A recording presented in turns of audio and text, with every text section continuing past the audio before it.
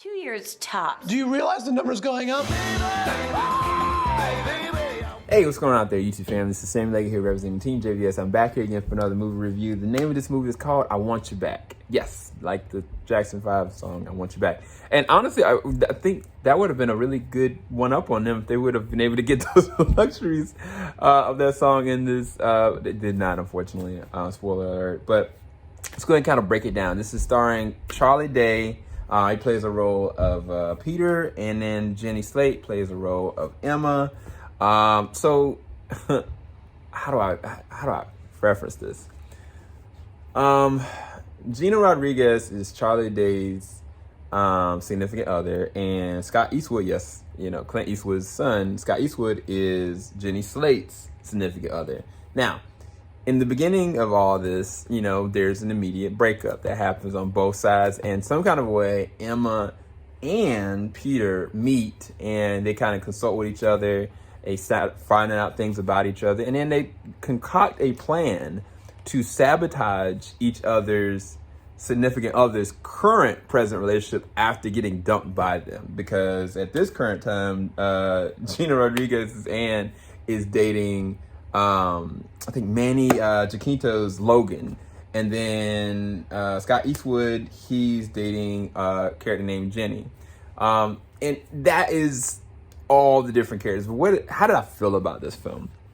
I think it was actually really cute. I think there's some moments that were really cliche, definitely has been done before, but in a time where you literally could go on and look at right now Marry Me, either in theaters or on Peacock, and then with this, you can look at this on Amazon Prime or in the theater right now. It's a very good time for those that just want to spend time with their significant other. Like, this is a really good little date movie. I think it's witty enough, it's funny enough. I think some of the acting moments are actually pretty decent. And I think the chemistry, the legitimate chemistry between Charlie Day and Jenny Slate is actually really there. So it's like, you know, when they're dealing with their indifferences with their significant other, they play off each other very well as it starts to show them how they really need to change anyway, outside of just who they're with. And I think that fundamentally is always good, positive reinforcement. But it's just been done before. I think that's one of the other things.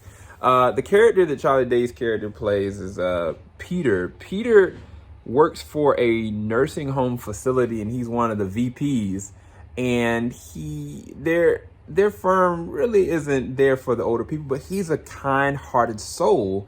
And he really wants to do a lot more with his life. And Jenny Slate's character's Emma, she trying to figure out her life. She's living with two college students, and she's like in her 30s, and she hasn't really figured out what her place is. And she's working at an orthodontist as a receptionist, but it's obvious that she's got way more to give than what she's doing. And through the interactions with Peter, that's when they start to unfold who they really need to be. Because there's another character that kind of comes up in there, Luke David Bloom's, I think his name is Trevor. Trevor is one of the people that are on Logan's play.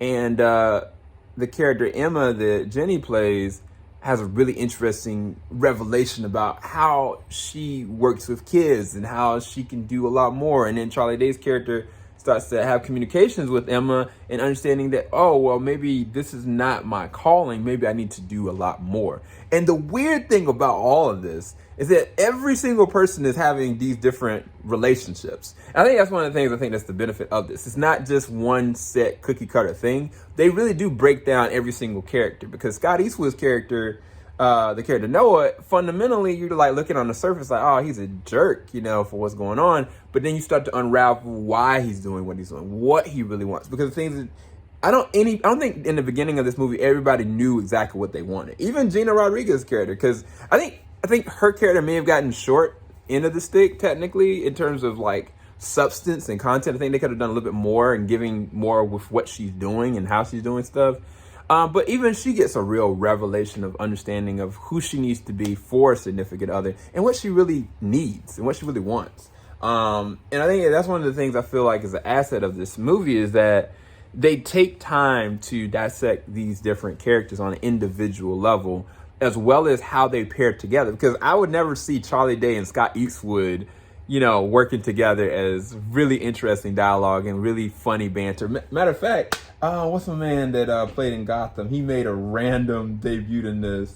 Oh my gosh, he played the role of Commissioner Gordon, but he randomly showed up in this, and I found that was such a such an interesting line of dialogue and how everything went down. There's a lot of funny random moments, specifically a moment with Emma Slate, Gina Rodriguez, and Manny Jacinto. It's just it's just a mess. So I think there is enough witty banter and enough cuteness to make this be something that I think you might really enjoy, especially in a season where you got a movie like Marry Me Out as well. I think the back half of this movie, it really does get a little cliche and just kind of ends versus I kind of felt like there was a hard decision that needed to be made, but I don't think the way that it was written, it wasn't the right one. It all takes place on a boat, and I felt like that wasn't the best way to really kind of handle it from a plot standpoint, because there were certain relationships that were being built. And yes, a lot of relationships being built on shaky foundations, but it just kind of was like, look, and I think that was the easy way out versus taking the different route. I think they could have done something different with that.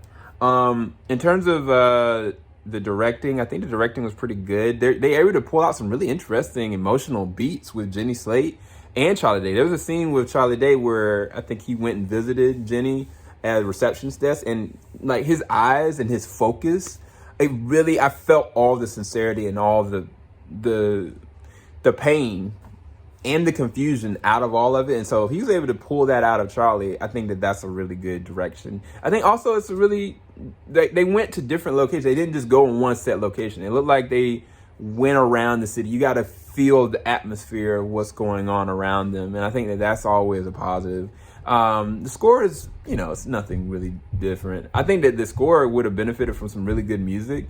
But they were able to take us so many different places. I think it actually naturally worked. Again, this is not anything, this is not like the best thing since sliced bread. This has been seen before. This has been done before. I think it's just a very interesting concept, but I think that they could have changed certain things in the script to make it a whole lot better. This would have probably rested at an 8 for me, but I'm going to leave it at a 7.